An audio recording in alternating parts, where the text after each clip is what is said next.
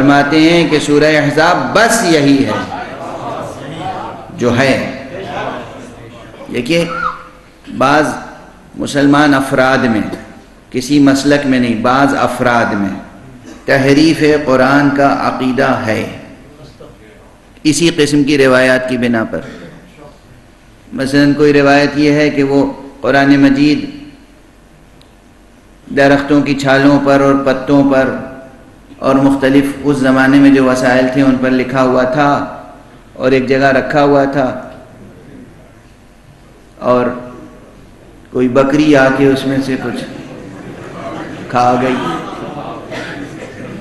نعوذ باللہ نعوذ باللہ نعوذ باللہ۔ یا یہ روایت کہ سورہ احزاب سورہ بقرہ کے برابر تھا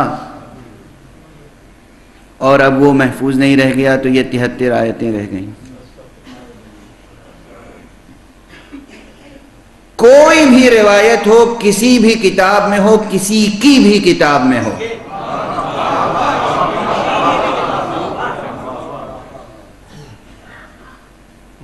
اس لیے کہ میں ایک بات دست ادب جوڑ کے عرض کروں، یہ جملہ تو میں برابر کہتا آیا ہوں پچھلے 16 برسوں سے، 17 برسوں سے، شاید اس سے بھی زیادہ، کہ مکتب اہل بیت کی بنیادی کتاب قرآن مجید ہے،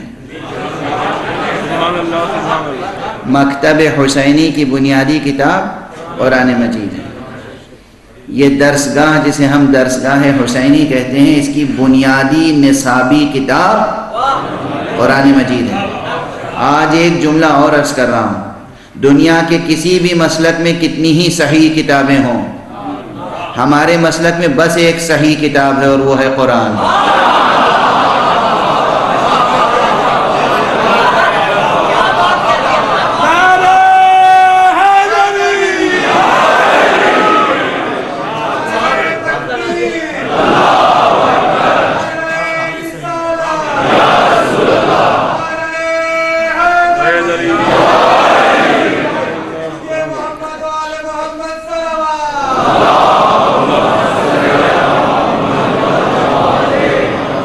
بہت بنیادی اور اساسی باتیں ہیں، بار بار ان کے تذکر کی ضرورت ہوتی ہے، یاد دہانی کی ضرورت ہوتی ہے۔ بس ایک ہے صحیح کتاب، روئے زمین پر اس وقت عالم بشری کے پاس، دامن انسانیت میں، مکتبہ کائنات میں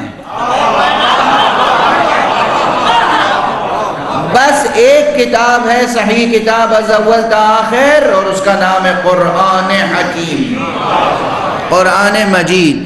ہر قسم کی تحریف سے محفوظ، کوئی تحریف نہیں ہوئی اس میں، اور تحریف ہو کیسے سکتی تھی جس کتاب کی محافظت کرنے والا علی موجود ہو۔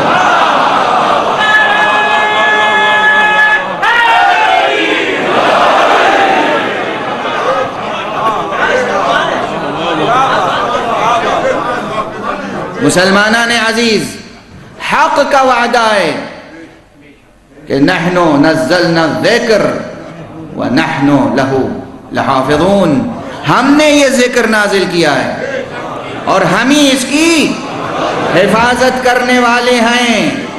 اللہ نے یہ ذکر نازل کیا ہے اور اللہ نے اس کی حفاظت کا وعدہ کیا ہے۔ قرآن مجید کی محافظت کا وعدہ اللہ کا وعدہ ہے، اور اللہ اپنے ہر وعدے کو کسی نہ کسی کے ہاتھوں سے پورا کراتا ہے۔